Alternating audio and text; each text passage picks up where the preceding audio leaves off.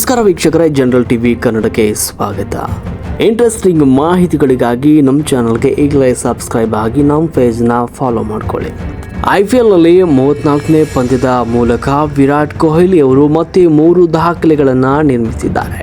ಈ 3 ದಾಖಲೆಗಳಲ್ಲಿ ಒಂದು ದಾಖಲೆ ತುಂಬಾನೇ ವಿಶೇಷವಾಗಿರುವಂಥದ್ದು.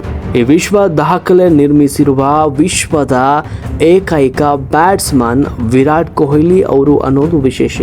ದಾಖಲೆಗಳ ಸರದಾರ ವಿರಾಟ್ ಕೊಹ್ಲಿ ಅವರು ಮತ್ತೆ 3 ದಾಖಲೆಗಳನ್ನು ನಿರ್ಮಿಸಿ ಹೆಸರುವಾಸಿಯಾಗಿದ್ದಾರೆ.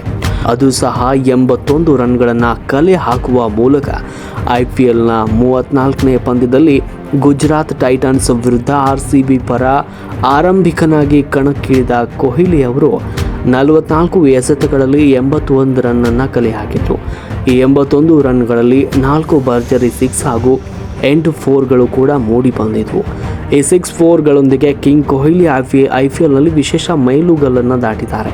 ಈ ಮೂಲಕ ಈ ಸಾಧನೆ ಮಾಡಿದ ಮೊದಲ ಬ್ಯಾಟ್ಸ್ಮನ್ ಎನಿಸಿಕೊಂಡಿದ್ದಾರೆ.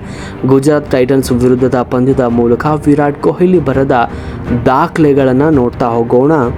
800 4ಗಳು ಅಂದರೆ ಗುಜರಾತ್ ಟೈಟನ್ಸ್ ವಿರುದ್ಧ ಬಾರಿಸಿದ 8 4ಗಳೊಂದಿಗೆ ವಿರಾಟ್ ಕೊಹ್ಲಿ IPLನಲ್ಲಿ 800 4ಗಳನ್ನು ಮೈಲುಗಲ್ಲನ್ನು ಮುಟ್ಟಿದ್ದಾರೆ.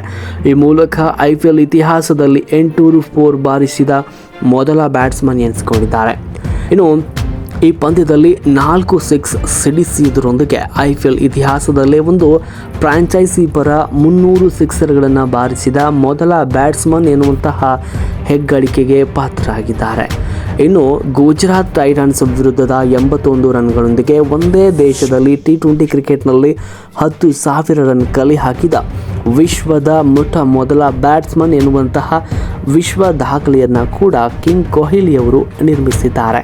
ಅಂದರೆ ಕೊಹ್ಲಿ ಅವರು ಭಾರತದಲ್ಲೇ 10,000 ರನ್ ಕಲೆ ಹಾಕಿ ಈ ಸಾಧನೆ ಮಾಡಿದ ಏಕೈಕ ಆಟಗಾರ ಎನಿಸಿಕೊಂಡಿದ್ದಾರೆ.